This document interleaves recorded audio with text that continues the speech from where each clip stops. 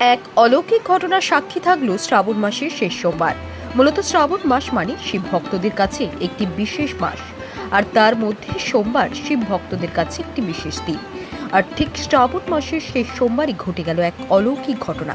এক বিরল দৃশ্য দেখল মুর্শিদাবাদ জেলার বরঞ্চা থানার অন্তর্গত পেটারি গ্রামের মানুষ। মূলত শ্রাবণ মাসের শেষ সোমবারে পেটারি গ্রামের মঙ্গলচণ্ডী মন্দিরের গর্ভগৃহে যে শিব ও মঙ্গলচণ্ডীর মূর্তি রয়েছে, সেই শিবকে জড়িয়ে ধরে বেশ কিছুক্ষণ পুজো নিলেন এক বিষধর সাপ। আর তারপর গ্রামের মানুষ একে একে সেখানে পৌঁছাতেই সেই সাপ শিবের পেছন দিকে আশ্রয় নেয় বলে দাবি করছেন ওই গ্রামের মানুষ। তবে 100 বছরের এই প্রাচীন মঙ্গলচণ্ডী মন্দিরে এই বিরল দৃশ্য দেখতে ভিড় জমিয়েছিল বিভিন্ন এলাকার মানুষ। ওই মন্দিরের পুরোহিত পার্থ চট্টোপাধ্যায় মন্দিরে পুজো দিতে এসে দেখে দেবাদিদেব মহাদেব শিবকে এক বিষধর সাপ জড়িয়ে ধরে ফনা তুলে বসে আছে। আর সেই খবর জানাজানি হতেই ঘটনাস্থলে একে একে ভিড় জমায় বিভিন্ন এলাকার মানুষ।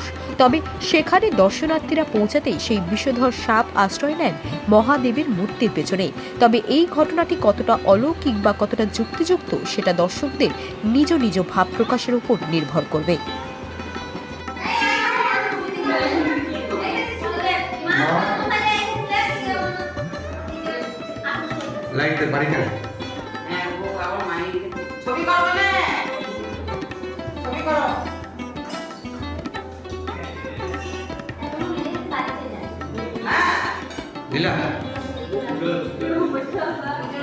আমাকে শুধু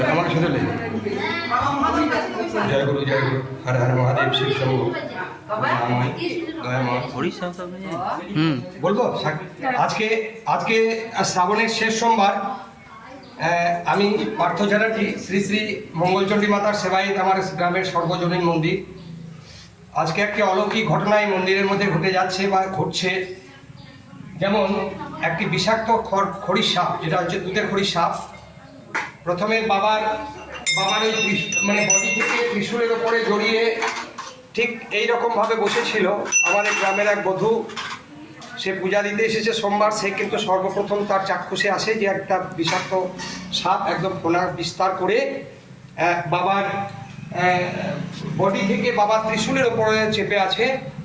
তো যাই হোক, আমি এলাম, আমি এত চেষ্টা করলাম যে ঠাকুর পূজা তো করতে হবে তোমার। তা বাবার পিছনে আবার প্রথমে বান গোসাইয়ের কাছে ডান দিকে ঢুকে যাওয়ার পরে আবার পুনরায় বাবার কাছে গিয়ে বাবার পিছনে এবং মায়ের পিছনে গিয়ে আশ্রয় নিয়েছে। তাই সবাই আমার পেটারি চণ্ডী দেবীর নামে, মঙ্গল চণ্ডীর নামে সবাই বলুন হর হর মহাদেব, জয় মা চণ্ডী কি, জয় মা মনসা কি, জয় মা মনসা কি।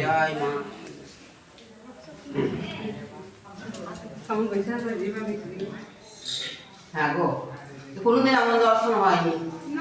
হরে কৃষ্ণ মা কোনো ক্ষতি করবে না, মা কিছু